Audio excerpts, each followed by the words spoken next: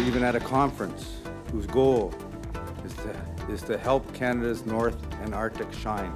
A CBC News investigation this week revealed the Nunavut government spent nearly $600,000 to send more than 70 government officials to a trade show in Ottawa in February.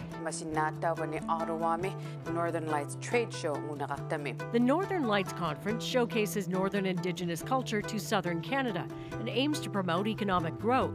But some Nunavut politicians question the expense and whether it was worth it. We, as a government, when we waste money, we are taking it from housing programs, we are taking it from food programs. That prompted CBC News to find out exactly how much it all cost through access to information requests. Tack on another $190,000 to help fund the trade show, and the government spent more than $500,000 on the event. Obtaining documents through access to information can be a laborious process anywhere. But does Nunavut's unique political environment make it any more challenging? Nick Murray joins us from Iqaluit. So Nick, let's start there. What kinds of hurdles were you trying to get past in getting this information? Hi, Diana. Well, I guess just right off the top, in terms of the hurdles, with this particular request, actually, we didn't really face very many. In fact, of all the access to information requests I've placed up here, this is probably one of the easiest ones in terms of getting the information back and on time, which sometimes doesn't happen up in Nunavut. Of course, the territory up here has long struggled with capacity issues within the government, lots of job vacancy rates, and that actually also translates and ripples down into access to information as well.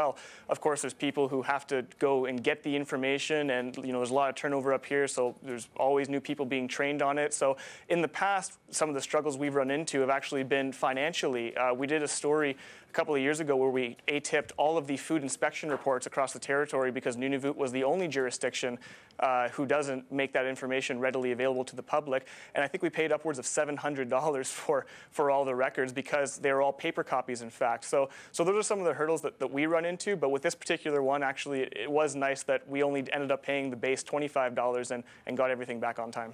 And I should tell you that journalists in the South encounter this all the time, too, that it can be prohibitively expensive, especially for smaller newsrooms, to file these access requests. And then sometimes they drag on for months, if not years.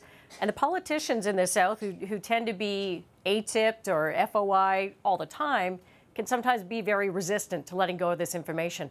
What's the experience been like for you as a journalist in Nunavut when you're asking politicians for this kind of information that they're not traditionally giving up? Yeah, I think up in Nunavut here we have a bit of a different perspective, a bit of a different working relationship than perhaps my journalist counterparts down south. Up in Nunavut in particular, there's no political parties. It's a consensus government system. So each of the MLAs and ministers don't particularly answer to a higher power necessarily. I mean, obviously the cabinet ministers do to the premier.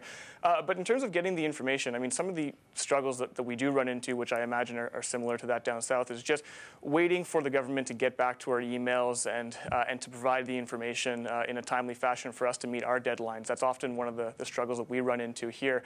But other than that, again, when we're at the legislature, we have infinite access to the ministers, and even when they're not in session too, because everyone works out of Iqaluit, they're all accessible by phone, and their handlers are usually pretty good at making them available for any story that we're working on. So we've been pretty fortunate in that regard. You're making me jealous as I listen to it because it sounds like it's supposed to be. Thanks for talking to us about it, Nick. You're welcome. Thanks, Diana.